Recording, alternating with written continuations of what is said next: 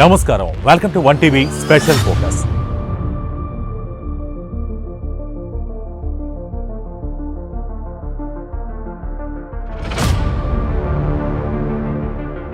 సుందర నగరం ఒక్కటే కాదు, ఎన్నో సుందర నగరాలకు తలగా నిలిచిన క్యాపిటల్ ఆఫ్ ఇండియా ఇప్పుడు పొల్యూషన్ కోరల్లో చిక్కుకుని విలవిలలాడుతోందా?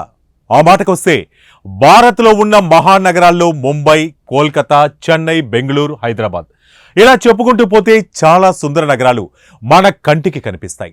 కానీ వీటన్నిటికీ చంద్రునిలో మచ్చలా ఎక్కడో ఒక చోట ఏదో ఒక వెలితి కొట్టొచ్చినట్లు ఉంటుంది. వాటిలో మొదటిది క్లీన్ అండ్ గ్రీన్. ఈ మధ్య ప్రతి పట్టణంలోనూ అటు రాష్ట్ర ప్రభుత్వాలతో పాటు కేంద్ర ప్రభుత్వం కూడా పచ్చదనం, పరిశుభ్రతకు పెద్దపీటే వేస్తుంది. అయినా ఎక్కడో ఏదో కొరత. సిటీ అవుట్కట్స్లోనో, సిటీలోనో, జనం రద్దీ ప్రాంతాల్లోనో అపరిశుభ్రానికి ఈగలు, దోమలు కూడా స్వాగతం పలుకుతాయి. దీనంతటికీ కారణం ప్రభుత్వ పాలకుల నిర్లక్ష్యమా లేక సిబ్బంది అలసత్వమా? ఇక ప్రభుత్వ ఆసుపత్రులు, రైల్వే స్టేషన్లు, బస్ స్టేషన్లు అయితే ఈ మధ్యన కొంత నయం అనిపించినా అది అంతంత మాత్రంగానే. ఈగలు, దోమలతో పాటు దుర్గంధాలకు నిలయమైపోయాయి. ఈ పరిస్థితుల నుంచి మరికొంచెం పక్కకి వెళ్తే భారత రాజధాని ఢిల్లీ మాత్రం పొల్యూషన్ విషయంలో మరో 10 అడుగులు ముందే ఉంది. దేశంలోని పలు రాష్ట్రాల్లో వాటర్ పొల్యూషన్ పడగ విప్పి బుసలు కొడుతుంటే ఢిల్లీలో మాత్రం గాలి పొల్యూషన్ ప్రజా జీవనంపై విలయ తాండవం చేస్తుంది. ఇంత జరుగుతున్నా ఎయిర్ పొల్యూషన్ నివారణ చర్యలు తీసుకుంటున్నామంటున్న ప్రభుత్వం కంటి తుడుపు చర్యలు చేపడుతోందా? ప్రస్తుతం దేశంలో ఎక్కడా లేని కాలుష్యం ఒక్క ఢిల్లీలోనే ఎందుకింతగా ప్రభావం చూపుతోంది? ఇది ఇలాగే జరిగితే ఢిల్లీ నివాసుల జీవన విధానం చిన్నాభిన్నమైపోదా? అంతెందుకు, ఢిల్లీ మొత్తం ఇప్పటికే పడగ విప్పి బుసలు కొడుతున్న వాయు కాలుష్యం, దీనికి దగ్గరలో ఉన్న అందమైన ప్రేమ సామ్రాజ్యం తాజ్మహల్ పై కూడా పెను ప్రభావం చూపుతున్న ఎయిర్ పొల్యూషన్ పై ఒక ప్రత్యేక కథనం.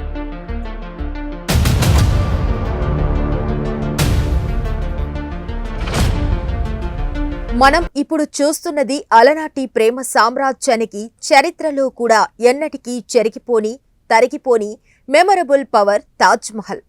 మన దేశం నలుమూలల నుంచే కాదు, ప్రపంచంలోని అన్ని దేశాల నుంచి 7 వండర్స్లో ఒకటైన ఈ ప్రేమ చిహ్నాన్ని చూడటానికి టూరిస్టులు ఎగబడి వస్తున్నారు. 24/7 ఈ సుందర నిర్మాణానికి విరామమే ఉండదు.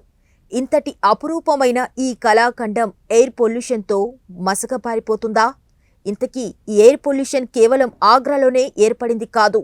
ఎక్కడి నుంచి వస్తుందో, ఎటువైపు పోతుందో కానీ కంటికి కనిపించిన గాలి ప్రయాణం విషవాయువుల బారిన పడుతోంది అనటంలో సందేహం లేదు.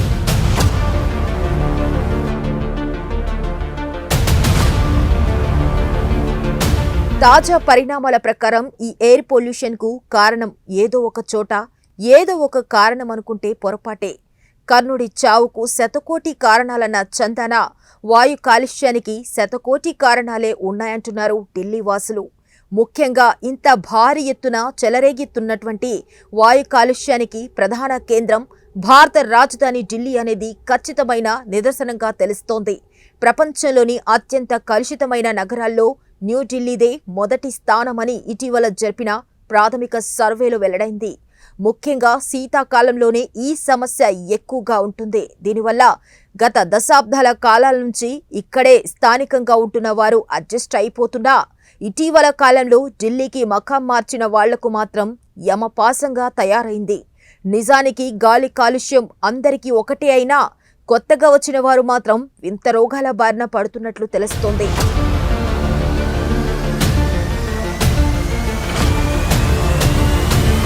తాజా పరిణామాల ప్రకారం గతంలో కంటే భారీగా పెరిగిన వాయు కాలుష్యం ఇక్కడి ప్రజల జీవన ప్రమాణాలపై తీవ్ర ప్రభావాన్ని చూపిస్తుంది. ముఖ్యంగా పర్యావరణంలో అంతర్లీనంగా దాగి ఉన్న శబ్ద కాలుష్యం, నీటి కాలుష్యాల ప్రజల ఆరోగ్యాన్ని దెబ్బతీసే విధంగా విజృంభిస్తున్నాయి. ఇందులో ముఖ్యంగా చెప్పుకోవలసిన కాలుష్యాలలో రేడియో ధార్మిక ఉష్ణ కాలుష్యం కూడా ఇక్కడ తక్కువ శాతంలో తోడవటంతో మనిషి చర్మంపై వ్యాధులు, బొబ్బలు, కంతులు లాంటి ఇతర వ్యాధులు వ్యాపిస్తున్నట్లు వైద్య నిపుణులు చెబుతున్నారు. ఇప్పుడు ఈ మూడింటికి తోడు వాయు కాలుష్యం అత్యధికంగా వ్యాపించడంతో ప్రజలు విలవిలలాడుతున్నారు. అయితే వాయు కాలుష్యాన్ని నివారించడానికి ప్రభుత్వం తీసుకుంటున్న చర్యలు ఏ మూలకు సరిపోవటం లేదు సరికదా. ఎవరు ఊహించని విధంగా నగరమంతా వ్యాపిస్తుండటంతో స్థానిక ప్రజల్లో శ్వాసకోశ వ్యాధులు ఏర్పడుతున్నాయి. ముఖ్యంగా వాయు కాలుష్యానికి ఇండస్ట్రీలే మూల కారణం కాదనేది పలువురి వాదన. స్థానికంగా ఉన్న పేపర్ మిల్ నుంచి వెలువడుతున్న వ్యర్థాల ద్వారా గాలిలో వాటి దుర్గంధాలు కలిసిపోయి ఊపిరి తీసుకోలేని పరిస్థితులు ఇక్కడ ప్రజల్లో నెలకొన్నాయి.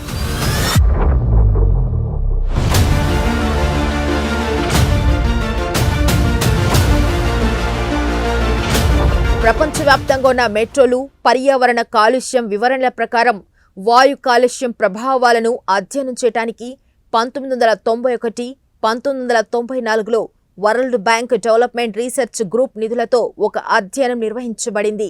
ఈ అధ్యయనం ప్రకారం ఢిల్లీలో వేస్ట్ మెటీరియల్ ఏదైనా కానీ చెత్తా చెదారం ద్వారా వెలువడుతున్న దుర్వాసనలు గతంలో కంటే 5 రెట్లు పెరిగాయని world Bank Development Research group ప్రకటించింది. మరో మాటగా చెప్పాలంటే ప్రపంచ ఆరోగ్య సంస్థ వార్షిక సగటు ప్రమాణం కంటే 97 రెట్లు అధికంగా ఢిల్లీలో కాలుష్యం పెరిగిపోయిందని రీసెర్చ్ గ్రూప్ ఇటీవల నిర్వహించిన సర్వేలో వెల్లడించింది. దాంతో ఇక్కడ నివసిస్తున్న ప్రజల ఆయురార్థం తగ్గిపోయే ప్రమాదం ఏర్పడిందని ఈ రీసెర్చ్ గ్రూప్ తన నివేదికలో పేర్కొంది.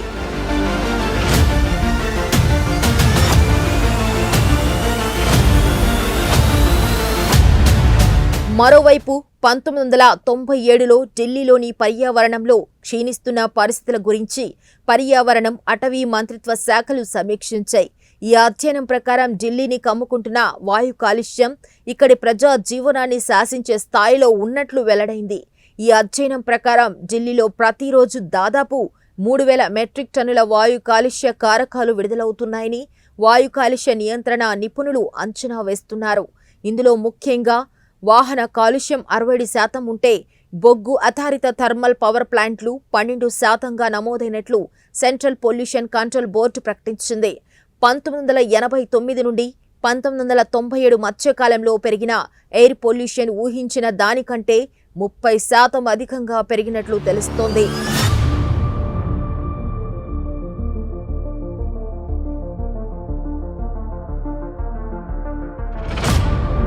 ముఖ్యంగా తాజా అధ్యయనం ప్రకారం ఢిల్లీ రహదారులో పరుగులు పెడుతున్న వాహనాలు విడుదల చేస్తున్న కార్బన్ మోనాక్సైడ్ వాయువులు 67% మేరకు గాలిని కాలుష్యం చేస్తున్నాయంటే మీరు నమ్ముతారా?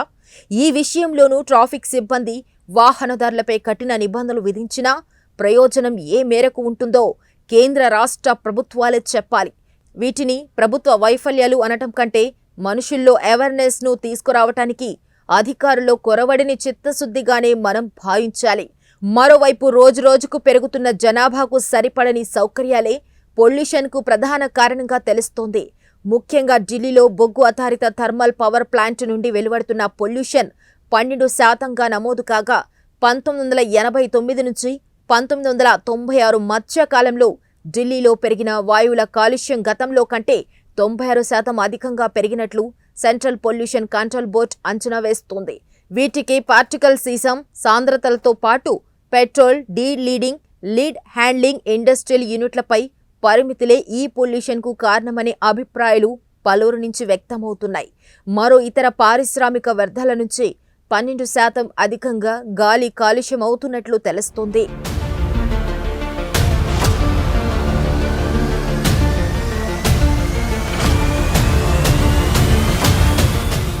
ముఖ్యంగా దేశ రాజధాని ఢిల్లీలో వాయు కాలుష్యానికి ముఖ్య కారణంగా వాహనాలు విడుదల చేస్తున్న కార్బన్ మోనాక్సైడ్ లాంటి విష వాయువులు department of transport, national capital territory of Delhi ప్రభుత్వం గణాంకాల ప్రకారం ఢిల్లీలో వాహన జనాభా 3.4 మిలియన్ కంటే ఎక్కువగా ఉన్నట్లు అంచనా వేయబడింది. అయితే ఈ విభాగం ఢిల్లీని కమ్ముకొస్తున్న పొల్యూషన్ను కంట్రోల్ చేయడానికి తీసుకున్న చర్యలు కేవలం 7% మాత్రమే ఫలించినట్లు ఇటీవల విడుదల చేసిన నివేదికలో వెల్లడించింది. దాంతో కాలుష్యం సంవత్సరానికి 7% మేరకు పెరుగుతోందని డిపార్ట్మెంట్ ఆఫ్ ట్రాన్స్పోర్ట్ ఇటీవల వెల్లడించిన తాజా నివేదికలో పేర్కొంది.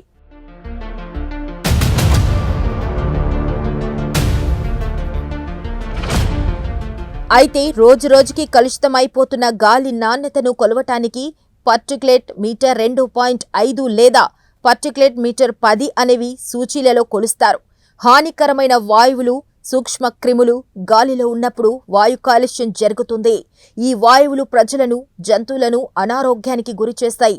సో వీటి పరిణామాలను, వీటి యాక్టివిటీస్ను అంచనా వేసేందుకు వాడే పరికరం గాలిలో సూక్ష్మ క్రిములు, విషవాయువులను ఈ పరికరాన్ని ఉపయోగించి అంచనా వేస్తారు. ఇటీవల కాలంలో వరల్డ్ హెల్త్ ఆర్గనైజేషన్ సూచించిన ప్రయాణికుల కంటే అధికంగా ఉండటంతో పలువురిలో శ్వాసకోశ వ్యాధులు సంభవిస్తున్నట్లు వైద్య నిపుణులు చెబుతున్నారు. అధికమైన విషవాయువులు, విపరీత ఉద్గార రేణువులు గాలిలో చక్కలు కొట్టడంతోనే శ్వాసకోశ వ్యవస్థలపై ప్రభావాలు, ఊపిరితిత్తుల కణజాలానికి నష్టం, క్యాన్సర్ లాంటి భయంకర రోగాలు మనిషి జీవనార్థాన్ని కబళించేస్తున్నాయి.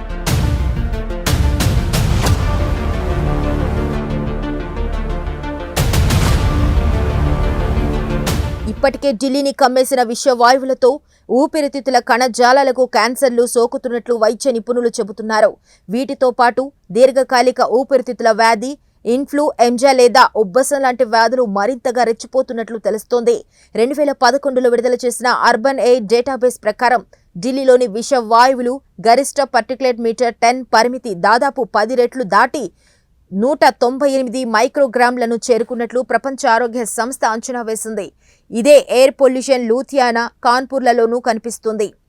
ఈ రెండు మహానగరాలతో పోలిస్తే ఢిల్లీ 3వ స్థానంలో ఉన్నట్లు ప్రపంచ ఆరోగ్య సంస్థ తన నివేదికలో పేర్కొంది. గాలి కాలుష్యానికి లోనైన వారికి పొడిదగ్గు, శ్వాసలోపం, శ్వాస ఆడకపోవటం, ఛాతీలో అసౌకర్యం లాంటి లక్షణాలు కనిపిస్తాయి. ఇక పిల్లల విషయానికొస్తే గాలి కాలుష్యానికి లోనైన వారిలో మందబుద్ధి పెరుగుదల, మానసిక స్థితిపైన తీవ్ర ప్రభావం చూపిస్తాయని వైద్య నిపుణులు చెబుతున్నారు.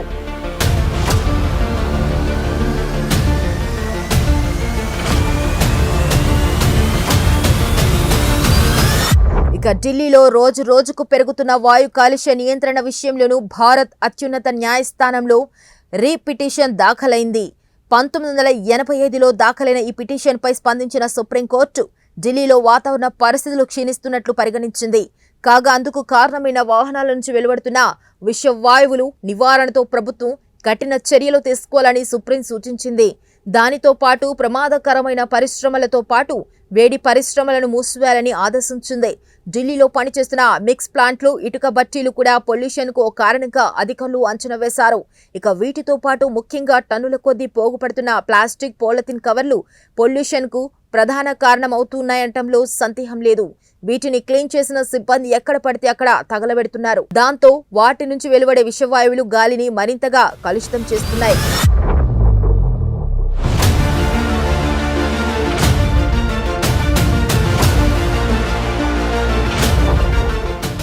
శిలాజ ఇంధనాలపై చాలా ఎక్కువ ఆధారపడటం ఉంది. దీని దహనం వాతావరణంలోకి విడుదలవటంతో హానికరమైన వాయువుల ఉద్గారానికి కారణమవుతుంది. మరోవైపు పెద్ద ఎత్తున నిర్మాణ కార్యకలాపాలు దుమ్ము, కాలుష్యాన్ని పెంచుతున్నాయి.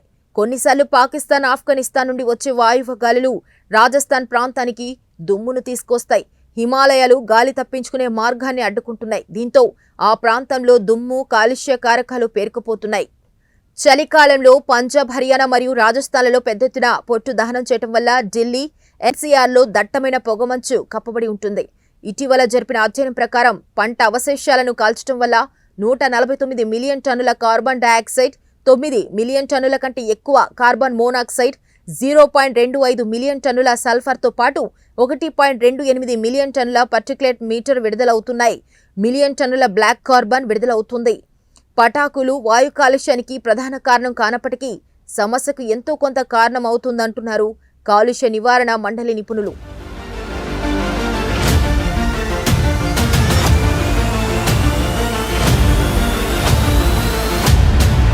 అన్లేడెడ్ పెట్రోల్, ప్యాసింజర్ కార్లలో ఉత్ప్రేరక కన్వర్టర్లు, డీజిల్లో సల్ఫర్ కంటెంట్ తగ్గింపు, ఇంధనాలలో బెంజిన్ కంటెంట్ తగ్గింపు వంటి నియంత్రణ చర్యలు ఇక్కడి ప్రభుత్వం ఇప్పటికే ప్రారంభించింది. మరోవైపు ట్రాఫిక్ పరిస్థితులను మెరుగుపరిచే విధంగా ఇక్కడి ప్రభుత్వం యుద్ధ ప్రాతిపదికన చర్యలు తీసుకున్నట్లు తెలుస్తోంది. దానిలో భాగంగానే ట్రాఫిక్ కోసం ఫ్లైఓవర్లు మరియు సబ్వేల నిర్మాణాలు చేపట్టారు. బస్సులు, టాక్సీలు, ఆటో రిక్షా లాంటి వాణిజ్య రవాణా వాహనాల పనితీరుపైన ప్రభుత్వ అధికారులు ప్రత్యేక దృష్టి చేపట్టారు. అంటే కాలుష్య నియంత్రణ సర్టిఫికేట్ను తప్పనిసరి చేశారు. దీనిలో భాగంగానే పాత వాహనాలను దశలవారీగా తొలగించే ప్రక్రియను చేపట్టారు.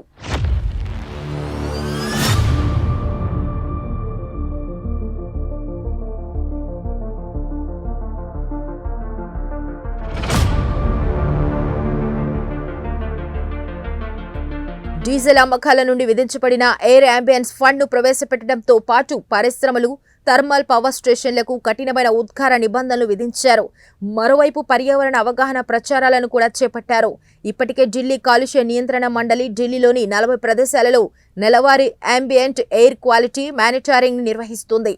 వాయు కాలుష్యాన్ని తగ్గించడానికి ప్రభుత్వ ప్రయత్నాలతో కలిసి పనిచేసే అనేక ఇతర సంస్థలున్నాయి. వీటిలో centre for science and environment, the energy and resource institute, Indian association for air pollution control లాంటి సంస్థలు ఎయిర్ పొల్యూషన్ కంట్రోల్ తమ వంతు కృషి చేస్తున్నాయి.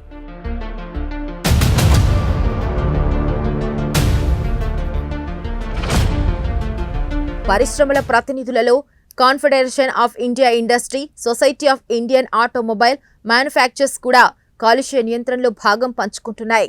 వీటితో పాటు ఫ్యాక్టరీస్, ఇన్ఫ్రాస్ట్రక్చర్ వంటి ప్రభుత్వ సంస్థలు కూడా భాగస్వాములుగా తమ వంతు కృషి చేస్తున్నాయి. వీటితో పాటు పరిశోధన మరియు విద్యా సంస్థలలో National Environmental Engineering Research Institute, Indian Institute of Technology, Council of Scientific and Industrial Research ఇన్స్టిట్యూట్లు, ఇండియన్ అగ్రికల్చర్ రీసెర్చ్ ఇన్స్టిట్యూట్ ఆఫ్తో పాటు ఢిల్లీ చుట్టుపక్కల ఉన్న అనేక ఇతర విద్యా సంస్థలు కూడా కాలుష్య నివారణ కోసం భారీ ఎత్తున చర్యలు తీసుకుంటున్నట్లు తెలుస్తోంది. Indian national science academy, Indian Institute of chemical engineers, Indian Institute of engineers వంటి వృత్తిపరమైన సంస్థలు కూడా కాలుష్య నియంత్రణలో పాలుపంచుకున్నాయి.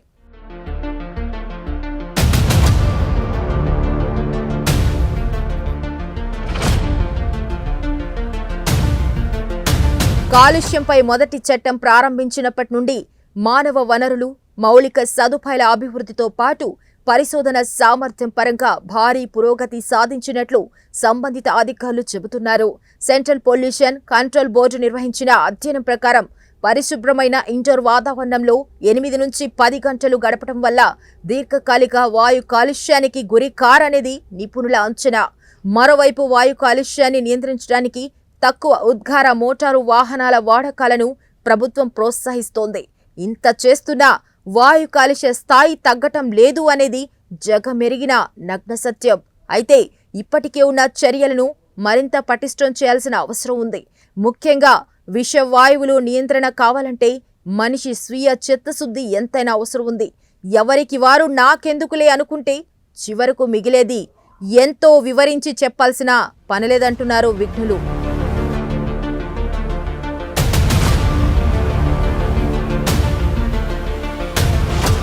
తగిన ఫ్రీక్వెన్సీతో నడిచే మెట్రో ఫీడర్ బస్సులు, మెట్రో రైలు వినియోగం తదితర అంశాలను ప్రోత్సహించాల్సిన అవసరం ఎంతైనా ఉంది.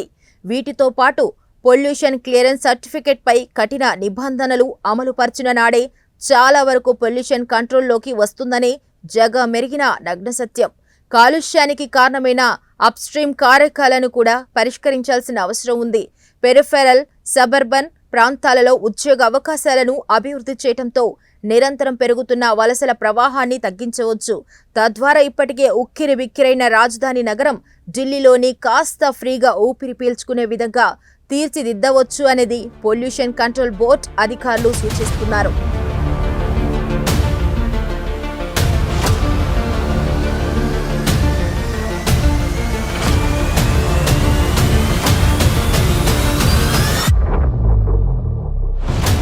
అనేక అధ్యయనాల ప్రకారం అధిక విషవాయు రేణువుల కారణంగా వాయు కాలుష్యం ఉన్న ప్రాంతాల్లో దీర్ఘకాలిక బ్రోనైటిస్ లక్షణాలు ఏర్పడుతున్నాయి.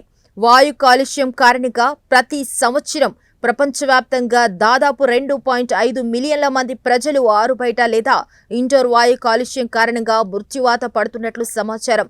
వాయు కాలుష్యం పర్యావరణాన్ని కూడా ప్రతికూలంగా ప్రభావితం చేస్తుంది. అనేక కాలుష్య కారకాలు గ్రీన్ హౌస్ వాయువులతో పాటు గ్లోబల్ వార్మింగ్కు దారితీస్తుంది. శిలాజ ఇంధనాలను కాల్చడం వల్ల కార్బన్ డయాక్సైడ్ విడుదలవుతుంది. ఇది గ్లోబల్ వార్మింగ్ పై అతిపెద్ద ప్రభావాన్ని చూపుతుంది. ఢిల్లీ ఎన్సీఆర్లో వాయు కాలుష్యం ముప్పును పరిష్కరించడానికి కేంద్ర రాష్ట్ర ప్రభుత్వాలు వివిధ చర్యలు చేపట్టాయి.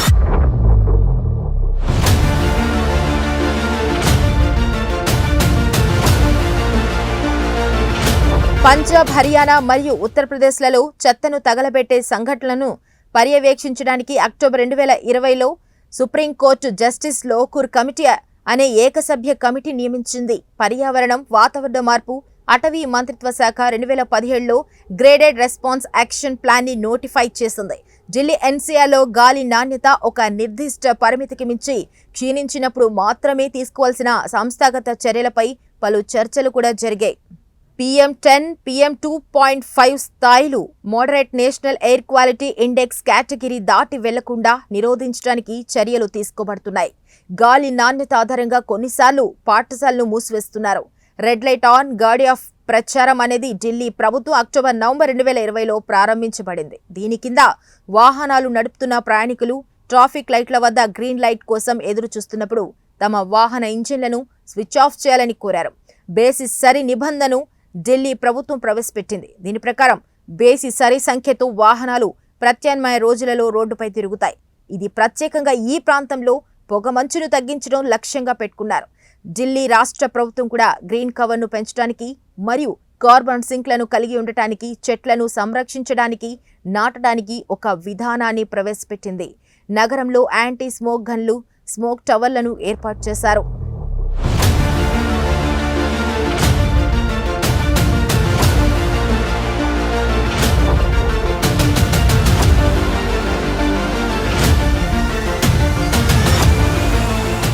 వాతావరణంలో కాలుష్యాలు ఇప్పుడు కొత్తగా వచ్చినవి కాదు. కానీ వేస్టేజీ, ఉద్గారతాలు, దుర్గంధాలు గతంలో కంటే ఇప్పుడు 200% పెరిగిందనేది వాతావరణ నిపుణులు చెబుతున్నారు.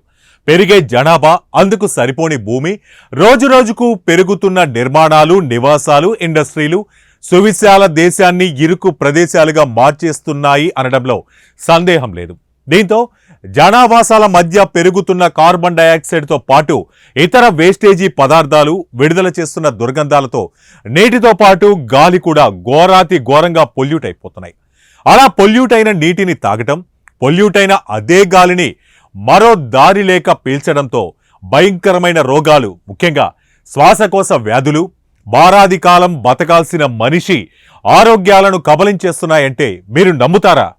అయినా ఇదేదో చెప్పడానికి బాగానే ఉందనుకునే వారు మీ ఇంటితో పాటు చుట్టూ పరిసర ప్రాంతాల శుభ్రతపై గురించి వారంలో ఒక్కసారైనా దృష్టి సారించండి. ప్రభుత్వాలు నియమించిన సిబ్బందితో పాటు మనలోనే అవేర్నెస్ రానంత కాలం ఒక ఢిల్లీ ఏంటి, గల్లీకి ఇలాంటి పొల్యూషన్లు మనిషి జీవితం మీద దాడి చేస్తూనే ఉంటాయి. అందుకే క్లీన్ అండ్ గ్రీన్లో భాగంగా పేద, గొప్ప, కలిమి, లేమి, కులం, మతం, ప్రాంతం ఇలాంటి భేదాలు మర్చిపోయి మనము భాగస్వాములం అవుతామా? అవునన్న వాళ్ళు మీ కామెంట్స్ రూపంలో స్పందించండి. పొల్యూషన్ను మన దేశంలో లేకుండా తరిమేద్దాం. సో ఇది ఇవాల్టి స్పెషల్ ఫోకస్. మరో ఇంట్రెస్టింగ్ టాపిక్తో మళ్ళీ కలుద్దాం. Until then keep watching my TV news. ప్రతి క్షణం ప్రజల పక్షం.